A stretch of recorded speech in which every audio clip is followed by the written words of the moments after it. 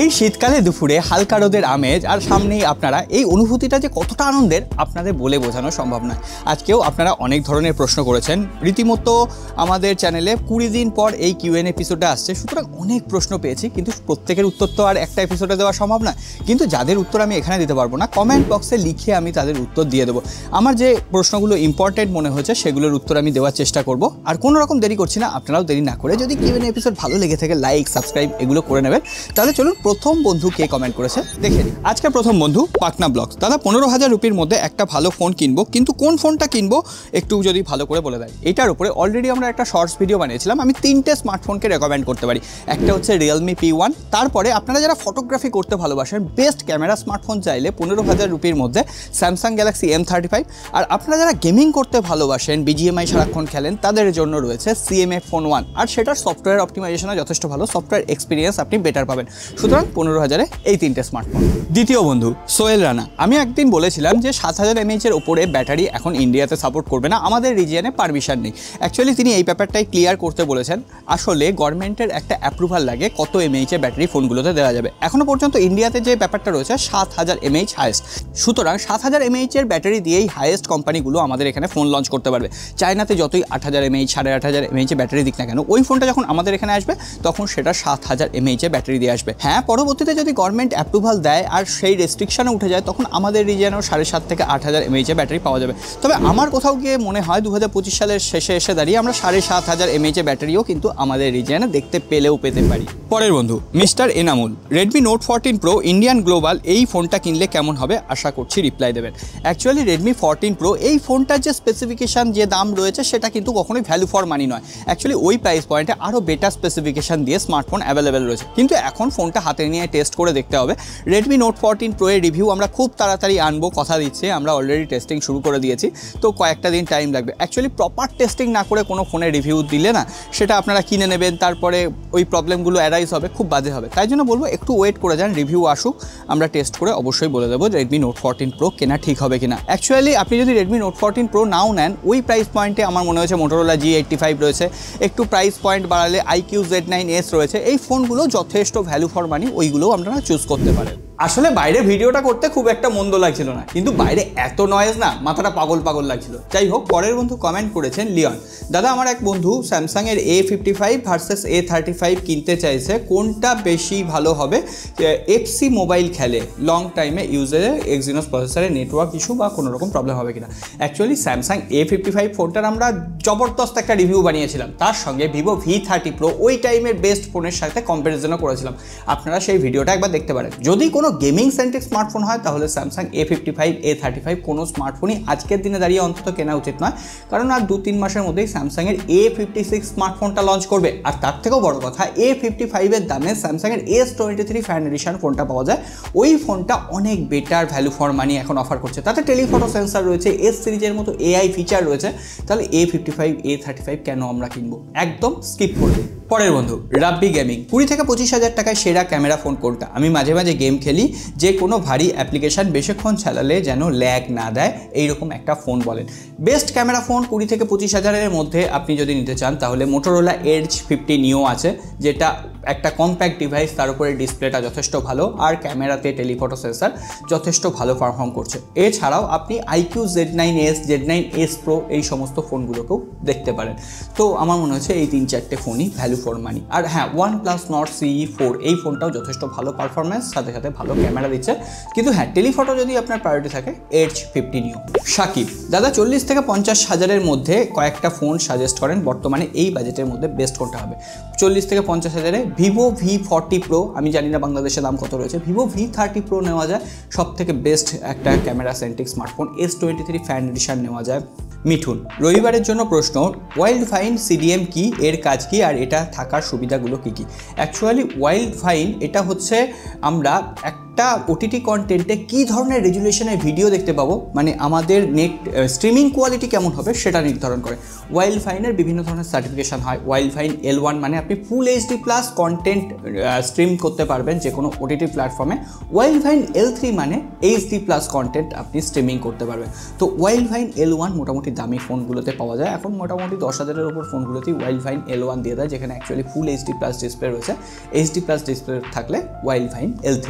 তো এই সার্টিফিকেশান দেখলে বোঝা যায় আপনি ওটিটি প্ল্যাটফর্মে কোন কোয়ালিটির ভিডিও স্ট্রিমিং করতে পারবেন। Sabbir, S23 fan addition Exynos versus pixel 8 কোনটা বেটার হবে? আমি হলে S23 ফ্যান এডিশনই বেছে নিতাম, কারণ স্যামসাংয়ের যে AI ফিচারগুলো এখন দিচ্ছে সেটা দৈনন্দিন লাইফে সত্যিই কাজে আসছে। গ্রামাটিক্যাল মিস্টেক থেকে শুরু করে আপনি AI ফটোগ্রাফি বলুন বা AI ইরেজার বলুন, এগুলো গ্যালারিতে যথেষ্ট ভালো কাজ করছে স্যামসাং। পরের বন্ধু সুথান সরকার, মোটোরোলা এডজ 50 নিওর ক্যামেরার জন্য নেওয়া কি ঠিক হবে, নাকি ওই প্রাইস পয়েন্টে অন্য কোনো ক্যামেরা স্মার্টফোন রয়েছে? মোটোরোলা এডজ 50 নিও আমরা টেস্ট করেছিলাম, যারা রিভিউ মিস করে গেছেন আরও একবার আই বাটনের লিঙ্ক থাকলেও আপনারা চাইলে দেখে নিতে পারেন। এডজ 50 নিও যথেষ্ট ভালো একটা ব্যালেন্সড ফোন, 20 থেকে 25,000-এ যারা ক্যামেরা সেন্ট্রিক স্মার্টফোন খুঁজছেন, টেলিফটো সেন্সার খুঁজছেন, নো ডাউট নেওয়া যায়। ওই প্রাইস পয়েন্টে টেলিফটো সেন্সার নেওয়ার মতো রিয়েলমি 12 Pro Plus আছে, কিন্তু সেটা অনেক দিনের পুরনো হয়ে গেছে বলে রিকমেন্ড করতে পারছি। পরের বন্ধু পরান, আচ্ছা স্যামসাং গ্যালাক্সি S24 আলট্রা নাকি খুব ল্যাগ করছে এখন, মানে রিসেন্ট একটা আপডেট দিয়েছে তারপরে নাকি ল্যাগ হচ্ছে।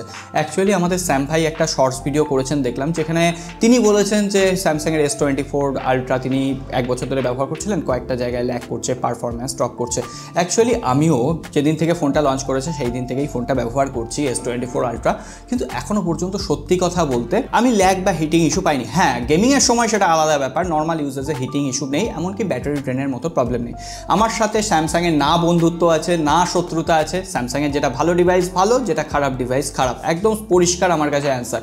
স্যামসাংয়ের A16 ওই বাজেটে তেমন ভ্যালু ফর মানি প্রোভাইড করতে পারছিল না, আপনারা A16 স্মার্টফোনের রিভিউ দেখে নেবেন, বুঝে যাবেন।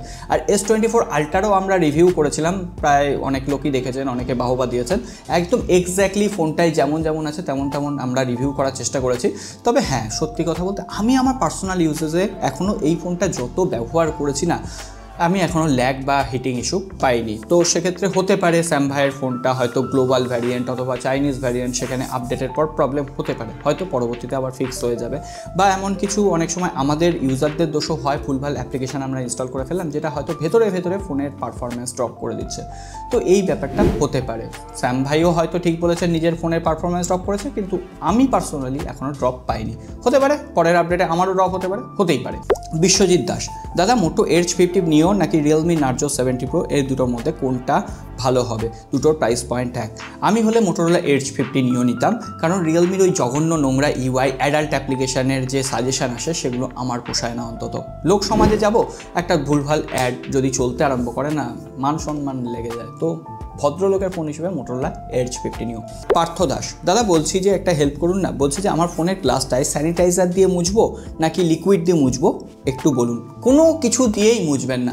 অ্যাকচুয়ালি স্যানিটাইজার বা লিকুইড এই মুছতে গিয়ে যদি আপনার স্মার্টফোনে কোনো এক জায়গায় ভেতরে চলে যায় না, আর আপনার স্মার্টফোনটা যদি ড্যামেজ হয়, তাহলে কোনো রকম ওয়ারেন্টি পাবেন না। আপনার স্মার্টফোনটা শুকনো একটা ন্যাকড়া দিয়ে ভালো করে পরিষ্কার করে মুছুন, অথবা যে কাপড় দিয়ে মুছছেন সেই কাপড়ের ওপরে একটু আপনি লিকুইড স্প্রে করে দিন, সেখানে যেন আবার স্যানিটাইজার না থাকে।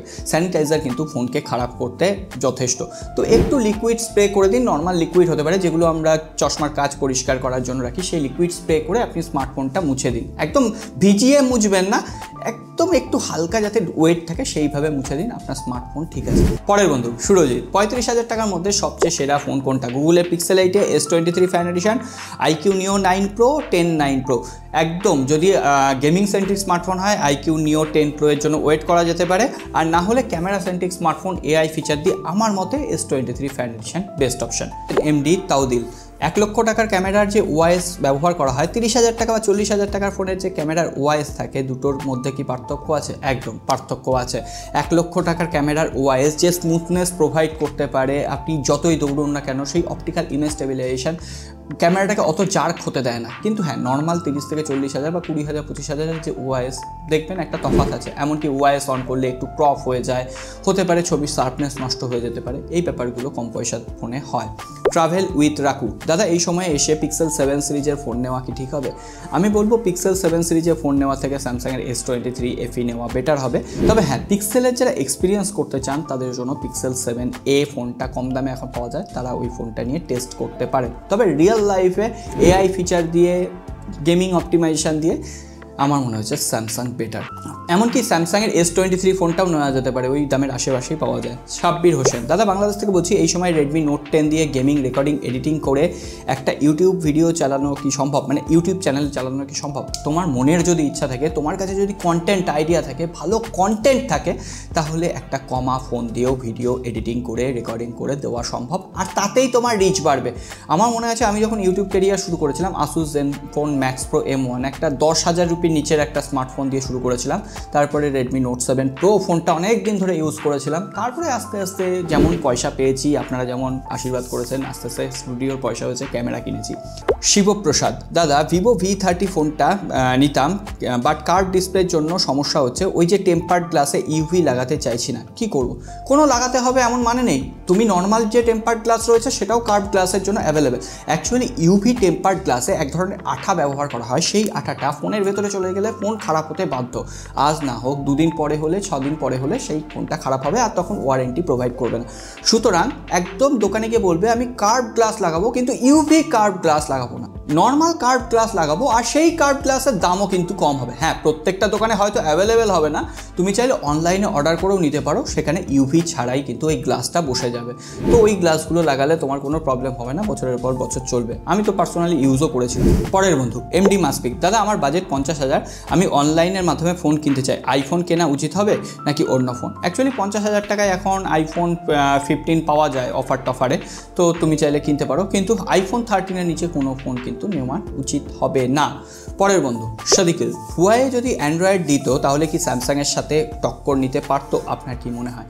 না, স্যামসাংয়ের সাথে টক্কর নেওয়ার ব্যাপারটা অতটা কিন্তু ছোটোখাটো ব্যাপার নয়। অ্যাকচুয়ালি হুয়াওয়ে প্রসেসর দিলেই তো হতো না। হুয়াওয়ে হয়তো একটা ভালো কোয়ালকম স্ন্যাপড্রাগন 8 এলিটের প্রসেসর দিয়ে দিল, কিন্তু তাতে যে এআই অপটিমাইজেশন দরকার, এআই ফিচারগুলো দরকার, সেগুলোর দিক থেকে স্যামসাংয়ের One UI 7 অনেকটা এগিয়ে গেছে, যেটা আজকের দিনে অন্যান্য কম্পিটিটার যে কোনো অপারেটিং সিস্টেমের ফিচারের থেকে অনেক বেশি।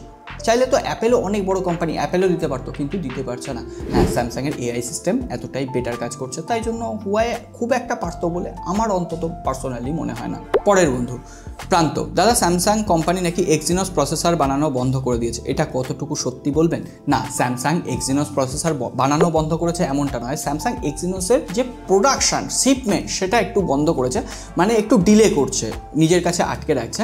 কারণ S25 সিরিজ যেটা আসবে সেটা কোয়ালকম প্রসেসর দিয়ে আসবে, এত তাড়াহুড়ো নেই স্যামসাংয়ের কাছে। স্যামসাং এখন সেই প্রসেসরগুলোকে পরীক্ষা নিরীক্ষার কাজে ব্যবহার করছে, কীভাবে অপটিমাইজ করা যায় তার জন্য। আবার যখন স্যামসাং ঠিক করবে যে ঠিক আছে আমার প্রসেসর এখন বাজারে যাওয়ার জন্য ঠিক আছে, তো তখন তারা আবার সেইগুলোকে শিফট করা আরম্ভ করে দেবে, এমনকি স্যামসাং নিজের ফোনেও ব্যবহার করবে। পরের বন্ধু দয়াল, দাদা আমি বাংলাদেশ থেকে তোমার ভিডিও দেখছি, আমাদের বাংলাদেশে স্যামসাং গ্যালাক্সি A36 অফিসিয়ালি কবে আসবে? মার্চ 2025 হয়ে যাবে আস্তে আস্তে। আর কবে আসবে, অফিসিয়াল দাম কত হতে পারে, যখন আসবে খবর পাবো, বাট কী স্পেসিফিকেশান থাকছে এগুলো আমি টেক নিউজে আপনাদের আপডেট করে দেবো। তাই জন্য বলি প্রত্যেক দিনের টেক নিউজ যেন মিস না হয়ে যায়। সো আজকে অনেক বন্ধুর কমেন্ট নেওয়ার চেষ্টা করলাম, এপিসোডটা আশা করি অনেক বড় হয়ে গেছে। আজকে আর বিরক্ত করছি না, সকলে ভালো থাকবেন, সুস্থ থাকবেন। আর যাদের কমেন্ট নিতে পারিনি আরও একবার হাত জোর করে ক্ষমা চেয়ে নিচ্ছি, তাদের পার্সোনালি আমি গিয়ে লিখে উত্তর দিয়ে দেবো।